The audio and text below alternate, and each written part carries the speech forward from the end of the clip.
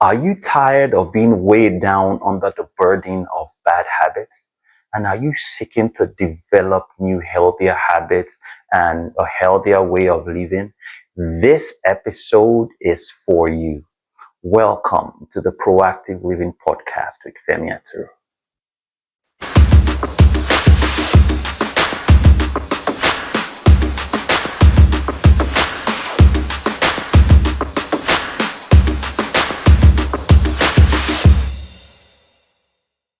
Welcome once again to the Proactive Living Podcast. I'm your host, Femi Aturu, and if you're tuning in today, you're about to discover that secret sauce to making lasting change. I'm certainly not talking about willpower, that so-called mythical being that appears for a week after announcing your New Year resolutions. Absolutely not. Today we're talking about something far more powerful, far more consistent. We'll be talking about, drumroll, habits. Yep, that's right. We'll be talking about habits, and we are diving headfirst into the transformative power of habits. This is about understanding the fundamental building blocks of our daily lives and how we can consciously re-engineer them to build the future that we truly desire. The truth is, our lives are essentially the sum of all our habits. From hitting the snooze button 5 times before waking up, to checking our phone first thing in the morning, to that daily walk or even that afternoon nap. These are all habits, and they are quietly shaping our destinies, whether we realize it or not. Developing habits is like being on autopilot. It can take you to your dream destination, or it could take you to a deserted island in the middle of nowhere. Your destination absolutely depends on the type of habit you inculcate into your life. The good news is you can always change your flight path. And how do you do that? By changing the type of habits that you develop, that type of habits that you keep. So, what exactly is a habit? At its core, a habit is a behavior that has been repeated enough times that it becomes automatic. Okay? So if your brain's it's your brain's ingenious way of saving energy. Imagine if you had to consciously think about every single step you took when walking, or how to brush your teeth every morning. The truth is, you'll probably be exhausted before breakfast. This automaticity is a superpower, but it is a morally neutral one. It doesn't care if the habit is good for you or bad for you. It just wants to make things efficient. And this is exactly where the revolution begins, by taking conscious control of what we automate. So let's talk about some statistics here, because personally I love a good data point. So studies suggest that around 40 to 50% of our daily actions are habits. They are not conscious decisions. Think about it. So nearly half of your day is on autopilot. If you're not intentional about shaping those habits, then nearly half of your life is being shaped for you, not by you. The power of habits isn't in a single grand big action. It's in the compound effect of tiny, consistent actions and activities. Flossing and brushing just one tooth won't give you a sparkling smile, but flossing and brushing every tooth in your mouth, every day over the months and years, that's dental paradise right there. So good habits are the micro improvements that lead to macro results. This is why understanding the why behind habits is so crucial. They are the invincible architects of our successes and also our struggles. So the question here is, how do you form good habits, and how do you break bad ones? We've had enough theory here. Let's get into the practical stuff, things that we can use on the day-to-day. How do we actually hack our habits? Most habits operate on a simple 3-part loop: the cue, the routine, and the reward. The cue is the trigger that tells your brain to go into automatic mode. For example, seeing your notification, feeling bored, unconsciously walking into the kitchen, while routine is the behavior itself, like picking up your phone or maybe grabbing a snack. And the reward is the positive reinforcement that tells your brain, that was good, let's do it again. For example, that dopamine hit you get from addictive drugs, or even a temporary satisfaction from, consuming food. So to form good habits, we need to make them obvious, we need to make them attractive, we need to make them easy and satisfying. And to break bad ones, we need to make them invincible, we need to make them unattractive, difficult, and unsatisfying. I know it's not that simple, but I can assure you it's certainly doable. So let's go a little deeper into this.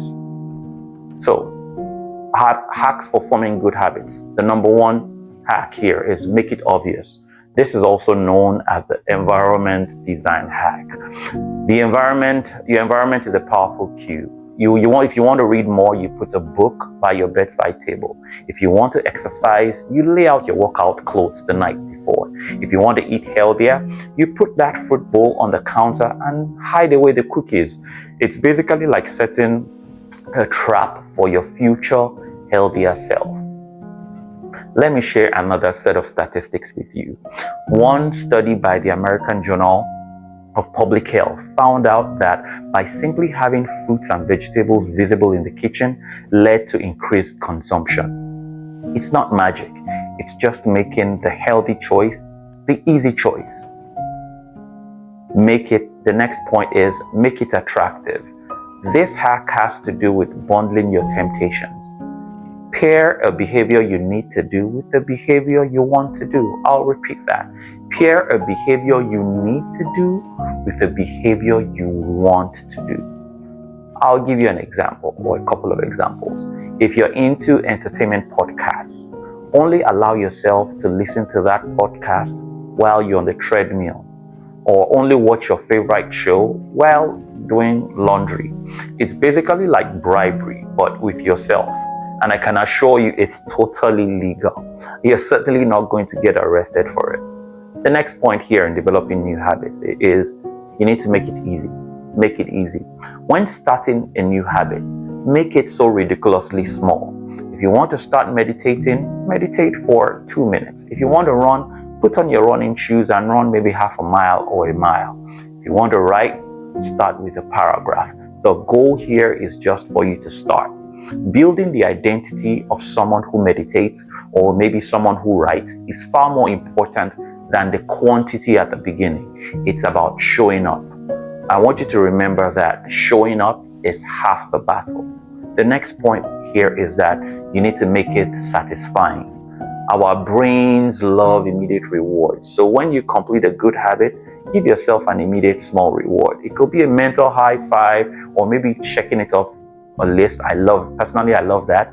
Or letting yourself watch 5 minutes of a guilty pleasure show. The key here is immediacy. Don't wait for a huge payoff.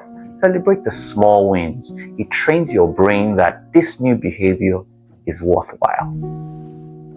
So, breaking bad habits is the direct opposite of the 4 hacks I gave in developing healthy habits. So we're going to go through that list. So here we go. Make it invincible. Ensure you remove the cues. If checking your phone too much is an issue, put it in another room. Turn off the notifications. If you want to stop mindlessly snacking, don't buy the snacks in the first place. Out of sight here is basically out of mind. Next, make it unattractive.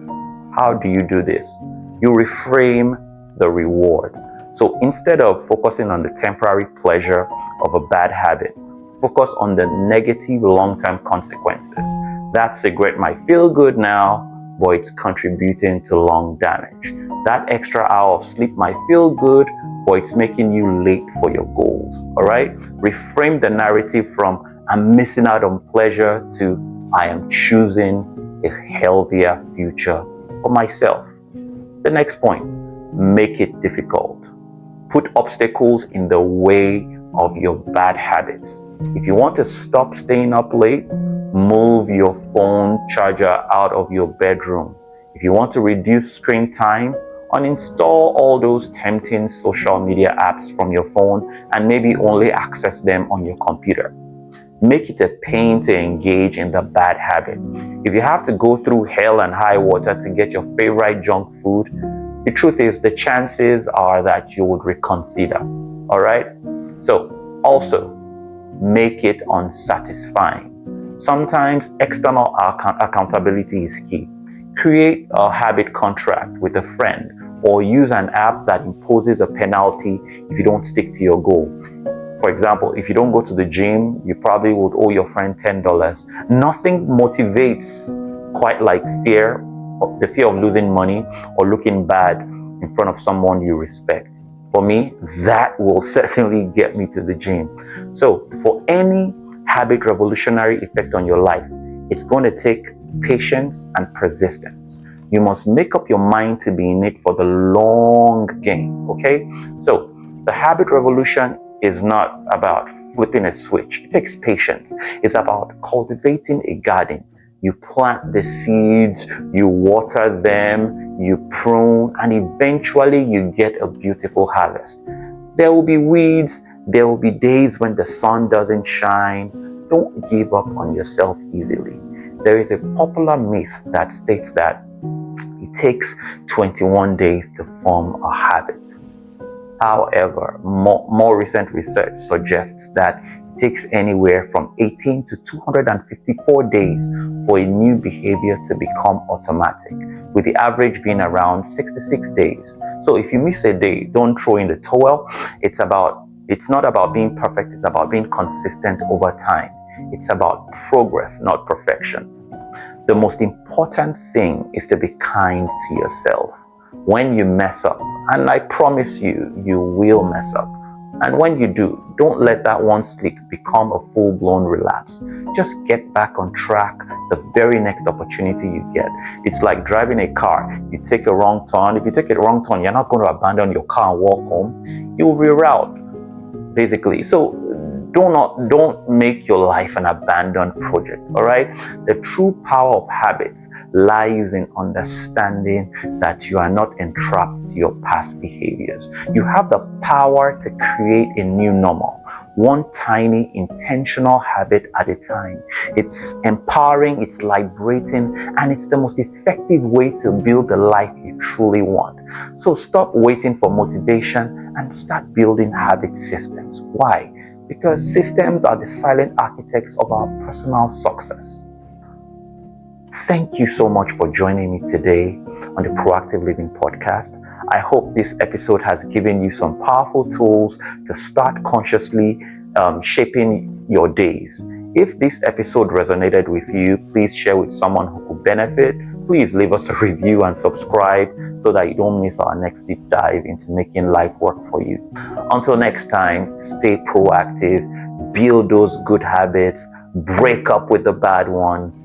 This is Femi Aturu signing off. Stay proactive. Peace.